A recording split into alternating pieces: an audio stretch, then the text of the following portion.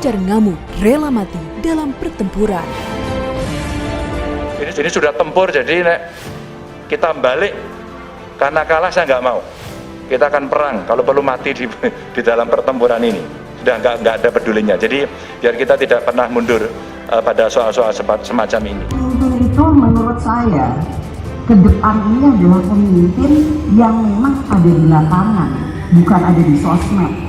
Pemimpin yang memang dilihat sama teman-temannya, sama orang-orangnya yang ngedukungnya ada di lapangan.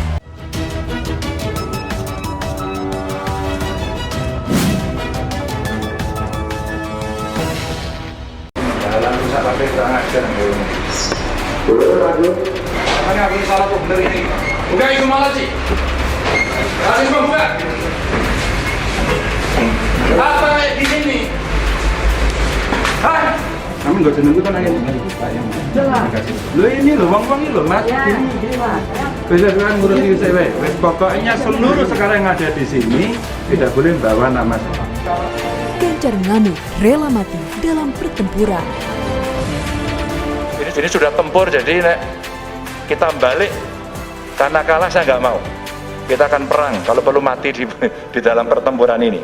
Sudah nggak ada pedulinya. Jadi biar kita tidak pernah mundur pada soal-soal semacam ini. Ganjar Pranowo, siapa yang tak kenal dengan sosok ini? Gubernur Jawa Tengah dengan ciri khas rambut putihnya ini tak jarang menjadi buah bibir masyarakat Indonesia. Selain terkenal karena kerap mendapat banyak penghargaan, pria kelahiran 28 Oktober 1968 silam ini ternyata adalah sosok yang berani dan sangat tegas. Dirinya bahkan diketahui tak pernah takut berhadapan dengan siapapun demi menunjukkan bagian-bagian mana yang keliru dan harus dibenahi. Mari kita simak beberapa momen ketegasan Gubernur Ganjar Pranowo. Masih ingatkah ketika Gubernur Jawa Tengah Ganjar Pranowo marah-marah saat melakukan sidak dan memergoki staf jembatan timbang di Subah Batang kedapatan melakukan pungli? Awalnya Ganjar membuntuti seorang kernet truk yang berjalan menuju kantor sambil menggenggam uang. Dan ternyata uang itu diletakkannya di meja petugas namun tidak meminta bukti struk dan bermaksud nyelonong pergi. 10.000, biasanya ngasih berapa di sini? Gak tahu saya berapa. Nah ini kok tadi di kasus ini buat apa? Gak tahu. Nggak sampai kok kasih tadi, nyuruh siapa? Di supirnya ke mobil. Supirnya apa? Sini. Baru sini. Ganjar meradang lalu memerintahkan agar semua laci dibuka. Betapa kagetnya Ganjar ketika ia membuka salah satu laci dan melihat 2 amplop berisi uang. Apa ini? Buka semua laci.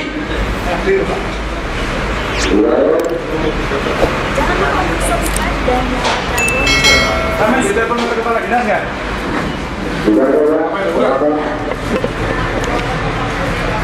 Pantas masnya kayak gini bodoh semua jalannya. Ternyata hal itu sudah seperti budaya, padahal denda sudah diatur oleh Perda, tergantung muatannya. Salah satu oknum petugas itu jujur dan mengatakan tiap anggota shift memperoleh jatah berbeda-beda, bahkan ada yang mencapai Rp250.000. Birokrasi yang baik tentu saja menghindari pungli, sebab pungli bukan saja merupakan tindakan yang menyeleweng, tapi juga merugikan bagi rakyat. Itu sebabnya di sana Ganjar naik pitam. Dia memberi isyarat tegas, say no to pungli. Ini biasa ya sih. Aku sampai ngaku aku malah enak. Biasa kayak gini. Aku aja ngaku. Ya saya udah sampai ngaku aku seneng. Saya nggak sampai ngaku. Dino itu biro.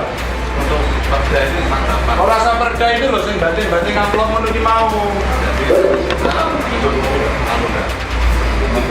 Nggak dikumpulkan apa, dia banting loro ini mau kok.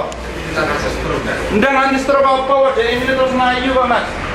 Masuk ngapusi mas. Gubernur Ganjar marah saat rapat bersama sejumlah pejabat dan pelaksana penegakan untuk pelaksanaan protokol kesehatan di Jawa Tengah.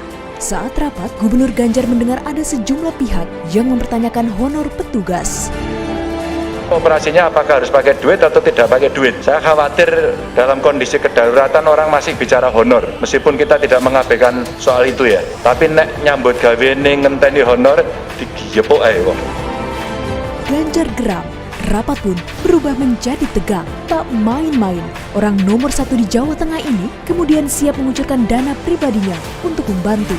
Kalau hari ini nanti tidak ada duitnya, berapa butuh duitnya sing bayari gubernur? Pakai duit pribadinya.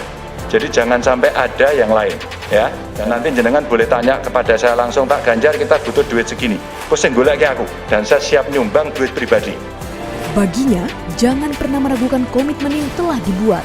Dirinya bahkan mengibaratkan bahwa sebagai pelayan masyarakat harus rela mati dalam sebuah pertempuran atau peperangan. Ini sudah tempur, jadi nek kita balik karena kalah saya nggak mau. Kita akan perang kalau perlu mati di dalam pertempuran ini. Sudah nggak ada pedulinya. Jadi biar kita tidak pernah mundur pada soal-soal semacam ini.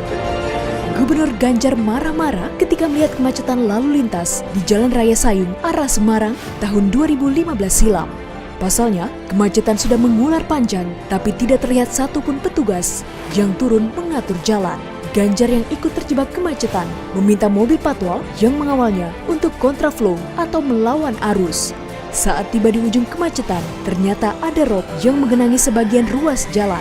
Kendaraan pun harus bergantian melintas. Ganjar pun turun dari mobil dinasnya, kemudian berdiri di bahu jalan sambil mengatur arus lalu lintas dan menelpon seseorang untuk segera menurunkan petugas dan menjaga lokasi tersebut dalam waktu 24 jam.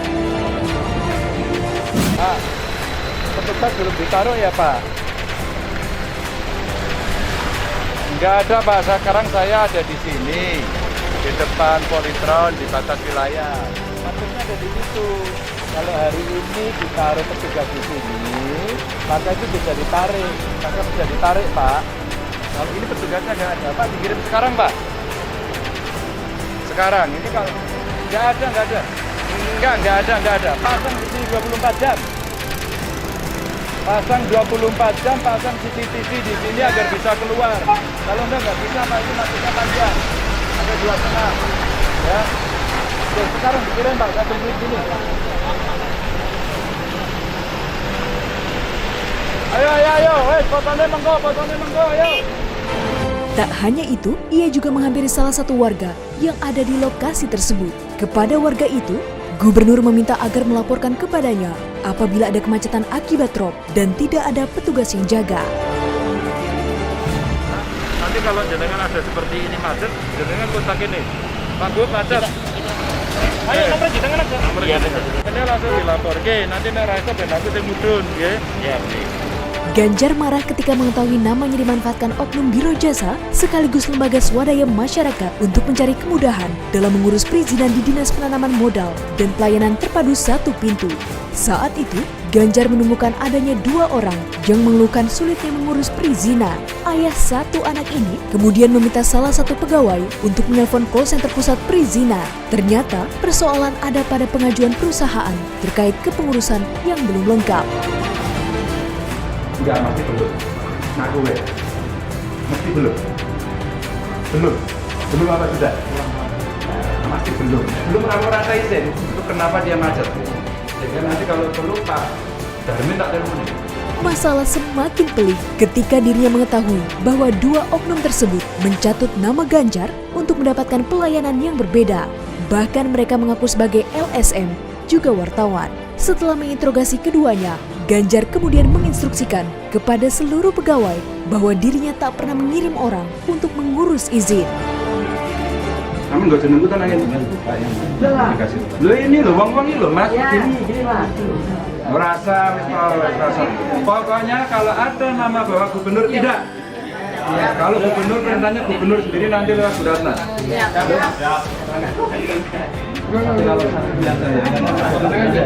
Mas, jangan bawa nama Ganjar di sini. Oke? Bisa kan ngurus ICW. Pokoknya seluruh sekarang yang ada di sini tidak boleh bawa nama. Kalau ada orang bawa namanya Ganjar di sini, tolak. Kecuali perintah langsung dari Gubernur.